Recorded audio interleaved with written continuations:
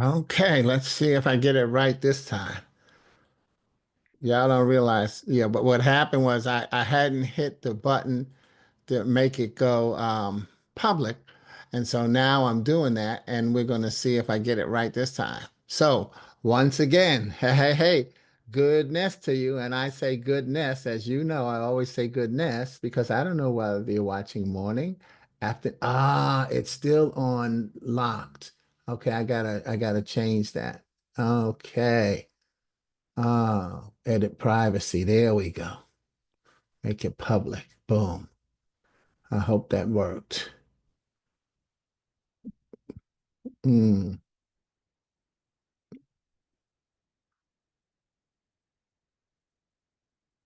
Oh, okay. I think I got it. All right. I hope that's working. I'll know in a second. I think. Yep, I got it. I think I got it right. We'll see. Well, we'll see. We'll see. We'll see. We'll see once I get it. Oh man. Mm. You know what I'm gonna do? Just for no, I'm gonna keep rolling. Okay. All right. So anyway, welcome, welcome to Gift Friday.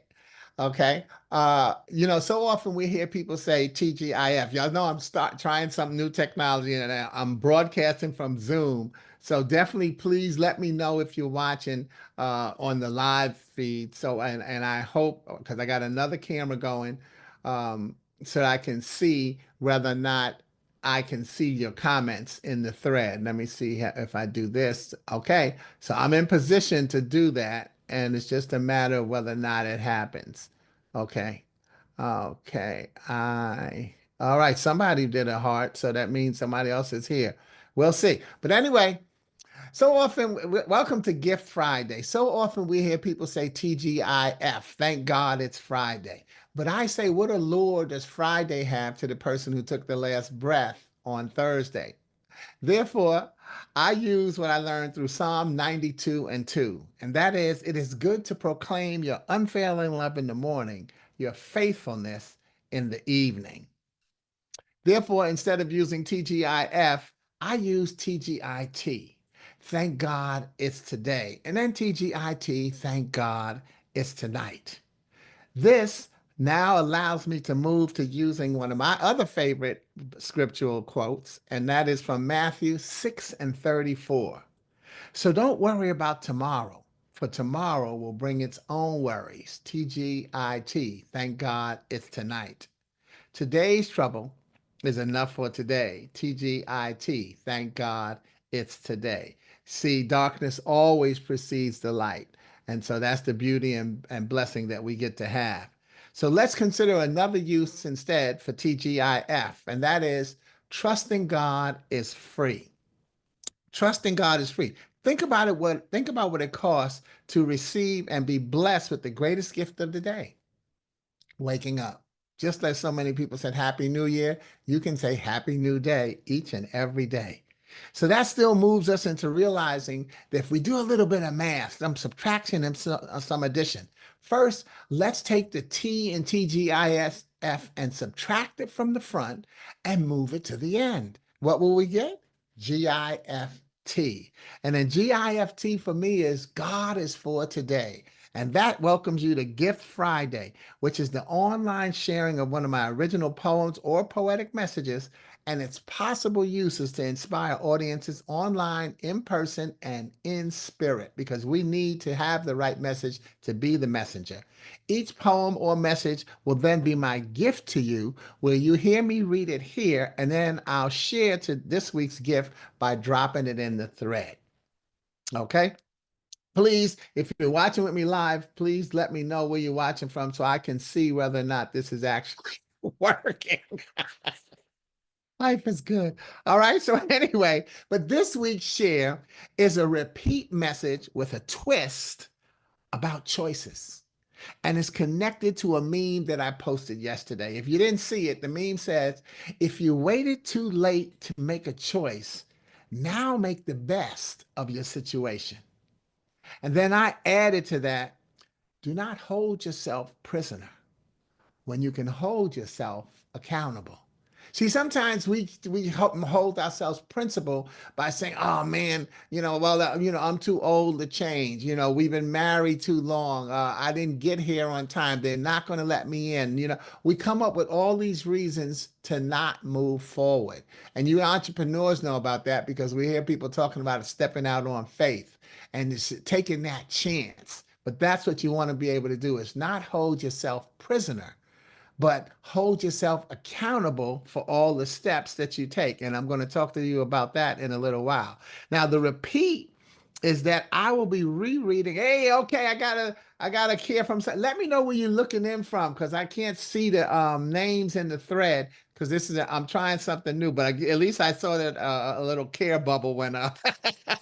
Okay, but the repeat is that I'm going to be rereading an open letter that I wrote to inspire a group of ex-offenders and public aid clients in a life skills training class that I facilitated in Chicago in the early 2000s.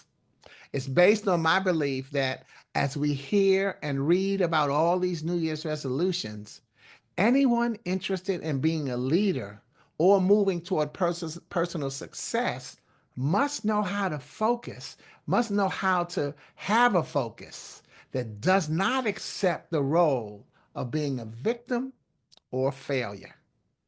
You see, you never have to quit. You make good choices and decisions based on who you are, where you want to go, and how you intend to get there. So don't be a prisoner. Be responsible for your success. No one else should be responsible for your success. They should be an aid in your success. Now, back to the letter, I don't remember the details in that class that day, but during one class, a participant challenged me when I told him or someone else that they could leave if they didn't like the way I was teaching the class. And I do remember that he opened his challenge by stating that I shouldn't be telling them that they could leave. I was supposed to be motivating them, and then giving me his idea of how he expected that motivation to look, since he'd been in programs like this before. Well, my belief back then, and still is now, that if he'd been in programs like this before, he shouldn't be here. Not as a participant with this type of mindset that he had. It was a life skills class about being positive and moving forward. So he shouldn't have that attitude. Now, the spoiler alert is that he didn't leave. We went back and forth, but that's what we debated for a few minutes. And then what I decided to do is the next day, I brought in and read a letter to the entire class that I had chosen to write called "You Can Leave." Now, here, that's where our twist on today's repeat message is. See, I wrote it back then as a challenge. Today, I'm going to read you the same letter I wrote to them, but I'm going to be reading it with the intention of it being a formula. It was a challenge then. It is now a formula. And instead of "you can leave," this is called "you can lead." We hear the same messages over and again. It's not until our messenger delivers it that we get it. And 9 of 10 times, we can't get it unless we're open and willing to receive it. This class is not designed to tell you what to do. If I tell you what to do, I have to take responsibility for what you do. As long as I'm responsible for what you do, you can't grow beyond what I decide. When I offer you options, I empower you to be responsible for your actions. Thus, the results you get to take credit for. And you begin to grow beyond what you decided. You find out how hard or easy it is to take the next step. Now, if you decide that it's a hard step to take, you review what was hard about it. You think about what parts gave you the most trouble, and you try to figure out what you have to do to get past them. You allow yourself to be honest with yourself about how hard you really tried and how badly you really want to succeed. You then decide what success looks like. It doesn't have to look like the end result. It only has to look like one step better than the last. Now, if you decide it's easy, it's because you did that hard work and you should give yourself credit again. Now is not the time to lighten up. Whatever comes easy could easily be the start of something hard. So be honest with yourself and repeat the hard steps that made your success seem easy. You've had many choices taken away from you. I've chosen to not take away another. It's time for you to make the adjustment toward freely choosing. The more you choose, the better you get at making choices. And as you get better, you motivate yourself toward the next choice. Hey, Lorenzo, what's going on? Great. Now I can see that this is working. Thank you. All right. But as I said, and as you get better at making choices, you motivate choice toward the next choice. Now, the key to choosing, be open to receive. When you decide something will work for you, you commit to doing what it takes to show that you're in charge. If you come to the program deciding that you don't want to be here and that it's a waste of your time, you'll miss every opportunity to get some use from it. The key to choosing is to be open to receive, or you'll miss every opportunity to get some use from it. If you come here deciding, oh, I'm sorry, if you come here having decided that you don't want to be here, but it beats your other options, you choose to put yourself in position to get something that will benefit you and open up the opportunity to get more because you came looking for it and knowing what you want.